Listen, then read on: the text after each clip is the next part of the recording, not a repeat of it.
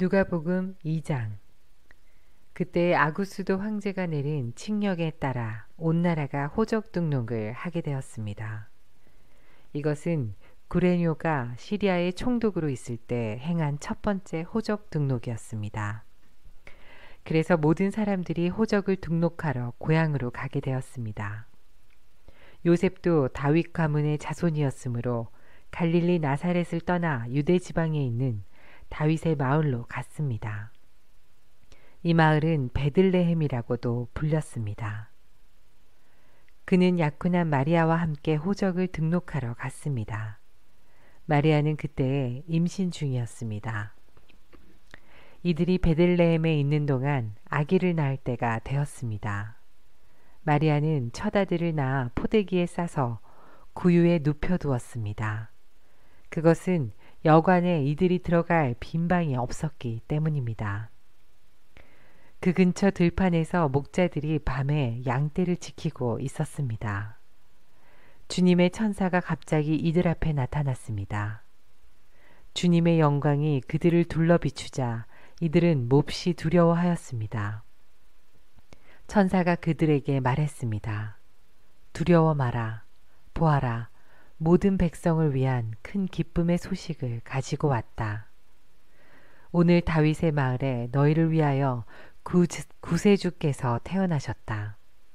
그는 곧 그리스도 주님이시다. 포대기에 쌓여 구유에 누워있는 아기를 볼 것인데 이것이 너희에게 주는 증거이다. 갑자기 그 천사와 함께 많은 하늘 군대가 나타나 하나님을 찬양하였습니다. 높은 곳에서는 하나님께 영광, 땅에서는 하나님께서 기뻐하시는 사람들에게 평화. 천사들이 목자들에게서 떠나 하늘로 사라지자 목자들이 서로 말했습니다. 베들레헴으로 어서 가서 주께서 우리에게 알려주신 일이 일어났는지 확인합시다. 이들은 서둘러 가서 마리아와 요셉 그리고 구유에 누인 아기를 보았습니다. 목자들이 확인하고 이 아이에 대하여 자기들이 들은 것을 그들에게 이야기해 주었습니다. 목자들의 말을 듣고 사람들은 모두 놀랐습니다. 그러나 마리아는 이 모든 말을 마음속에 소중히 간직하였습니다. 목자들은 돌아가면서 천사들이 일러준 대로 자기들이 듣고 보았으므로 하나님께 영광을 돌리고 찬양을 드렸습니다. 태어난 지 8일째 되는 날에 아기는 할례를 받았고 그 이름을 예수라고 하였습니다. 이 이름은 아기를 잉태하기 전에 천사가 일러준 것이었습니다. 모세의 율법에 따라 정결 예식을 치르는 때가 되었습니다. 마리아와 요셉은 예수님을 하나님께 드리려고 예루살렘으로 데리고 올라갔습니다. 이것은 주님의 율법에 다음과 같이 기록되어 있기 때문입니다. 첫 번째 태어나는 모든 남자아이는 하나님께 거룩한 자로 불릴 것이다. 또 마리아와 요셉은 비둘기 2마리나 어린 집비둘기 2마리를 드려야 한다고 기록된 하나님의 율법에 따라 희생제물을 바치려고 예루살렘에 올라간 것입니다. 예루살렘에 시므온이라는 한 사람이 있었습니다. 이 사람은 의롭고 경건한 사람으로서 하나님께서 이스라엘을 위로하실 때를 기다리고 있었습니다. 성령께서 이 사람과 함께 하셨습니다.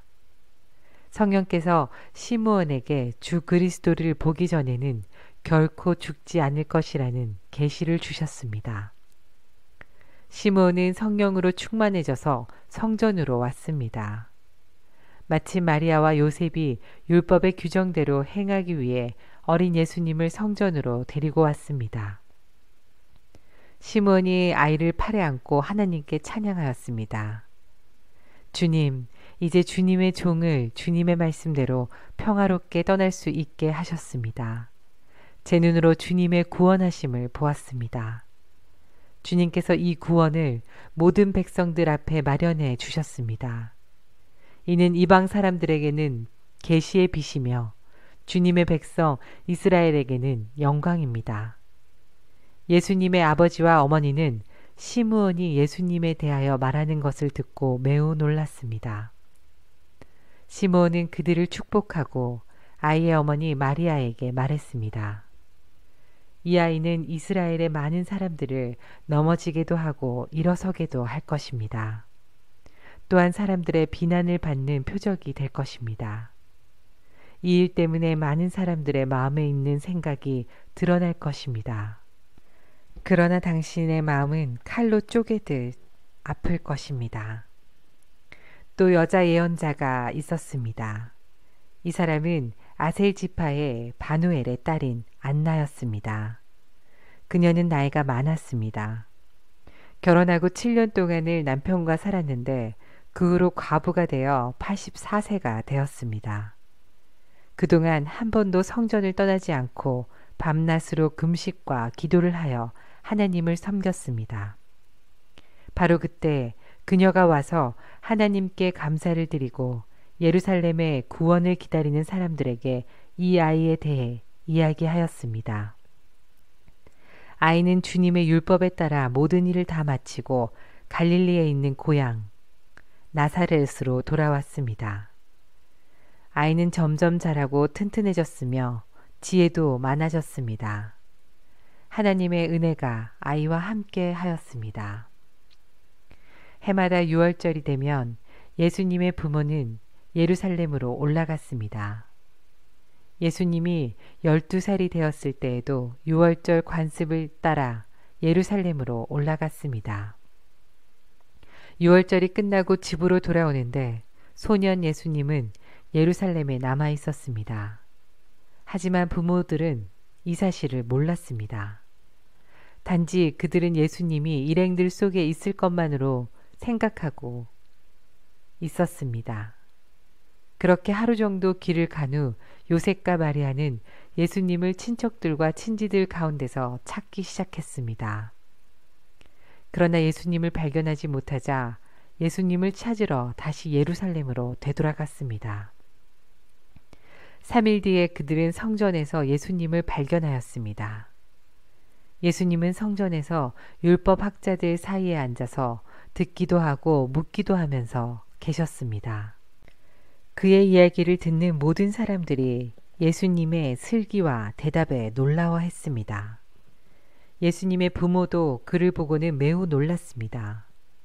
어머니가 말했습니다. 아들아, 왜 이렇게 하였느냐? 네 아버지와 내가 걱정하며 너를 찾아다녔다. 그때 예수님께서 대답했습니다. 왜 저를 찾으셨습니까? 제가 아버지 집에 있어야 할 것을 모르셨습니까? 그러나 그들은 예수님이 하신 말씀을 이해하지 못했습니다. 예수님은 부모와 함께 나사렛으로 내려갔습니다. 그리고 부모에게 순종하였습니다. 마리아는 이 모든 일들을 마음속에 간직해 두었습니다. 예수님은 지혜와 키가 더욱 자랐고 하나님과 사람들로부터 사랑을 받았습니다.